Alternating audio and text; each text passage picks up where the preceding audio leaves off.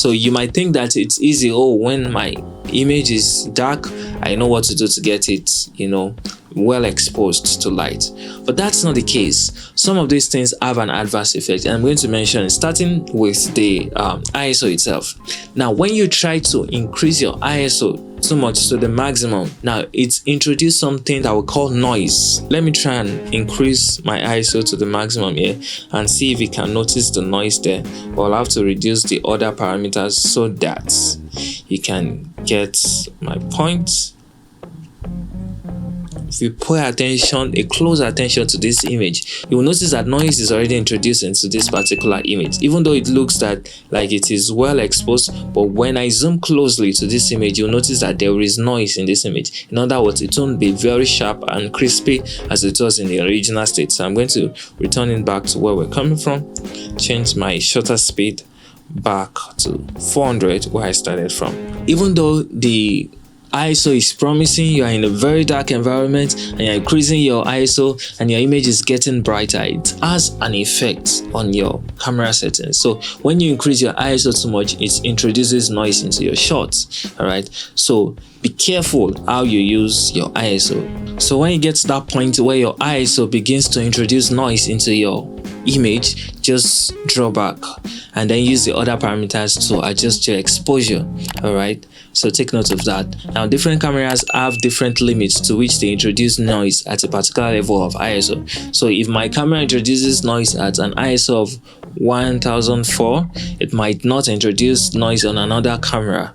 At that point, some camera might introduce noise even at 800. So just know your particular camera you're using, know the limits of your camera, and take note of that when you're using your ISO too. So take note of that when you're using your ISO to adjust your exposure.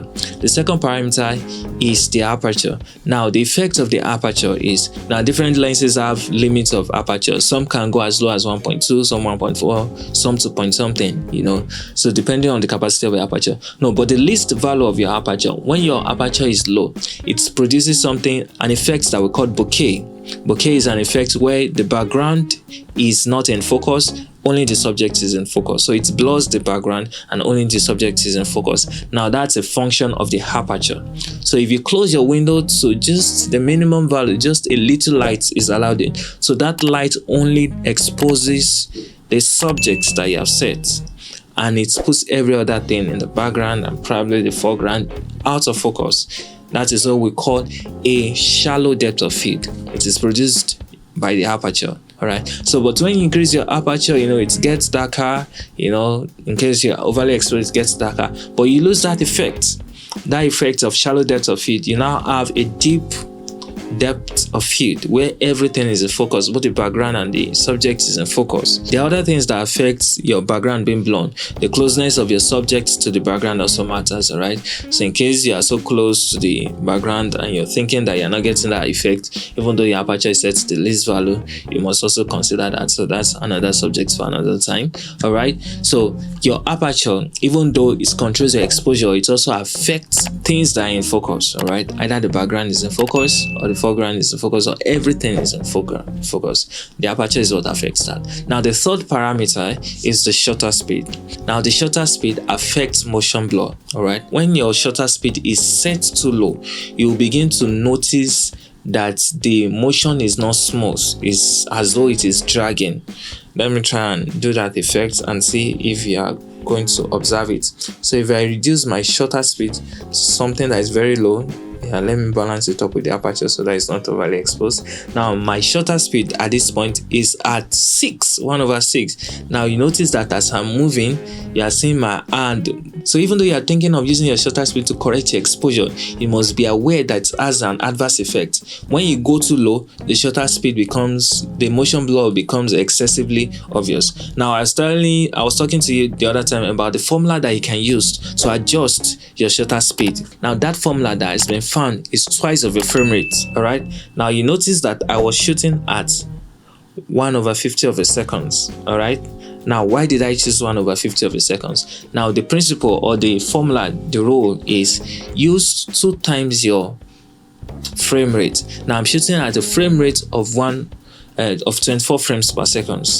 It's possible you're shooting as 30 frames per second or 60 frames per second if you're shooting a slow motion image. All right, now, so the rule is use 2 times of your frame rate is going to give you a good motion blur effect. So right now the image is not plastic, it's not as if it is cartoonish, because when the shutter speed is too high, you won't see any motion blur at all. It's going to look as if it's not real. So but the formula that has been derived for a good motion blur for video is 2 times of your frame rate. All right, 2 times of your frame rate. So I'm shooting at 24 frames per second. I should be using a shutter speed of 1 times 20 and 2 times 24, which is 48. But there's no 48 in the shutter speed, increment. So, but there is 50. 50 is the closest shutter speed to 48. So I'm going to use 50. You're shooting at 30 frames per second. Your shutter speed should be at 1/60. That is 2 times 30.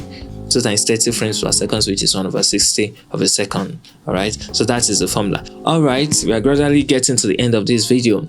Now you understand that these 3 parameters are what controls the exposure of your camera. Now I told you the other time that a good or a properly exposed camera captures enough information in both the light area and the shadow areas. All right, so, and these 3 parameters of the exposure triangle is what you use to tweak your exposure to bring it to that balanced point where it is properly exposed. All right, now how do you tackle it? Seeing that all of these things have their own adverse effect, how do you set your camera to be properly exposed? Now this is how I tackle mine. I know that my shutter speed has a formula, so I'm going to start with the shutter speed. So if I'm shooting at 24 frames per second, I know that I have to set my shutter speed to 1/15. So I'm not going to adjust my shutter speed in any case, because for me to have a good motion blur effect such that it is not plastic or cartoonish and it is not too draggy, just like the effect I showed you the other time. Okay, so I leave my shutter speed fixed. Now coming down to the ISO, I know that my ISO also has a limit to which I can increase it before it starts introducing noise. Now before I go to my ISO, I'm going to come to my aperture. All right, so I told you when you reduce your aperture, it gets brighter. Now the question I have to ask myself is, do I need the effect of a blurry background, or I don't need it? So if I'm okay with it, then I can reduce my aperture to the lowest value such that my subject is still in focus, or everything I want to be in focus is in focus. So if that still does not bring me to the desired level of exposure, then I can consider my ISO. All right, so I increase my ISO to the point that my scene is properly exposed. Now if I get to that point where my camera will start to introduce noise and my shot is still not properly exposed, then that means I need to introduce more light into that particular scene. All right, so I'm shooting at a very low level in this particular room, this particular studio, because I have light in this studio. Now if these lights are not there, I will have to crank up my ISOs high for you to be able to see my face.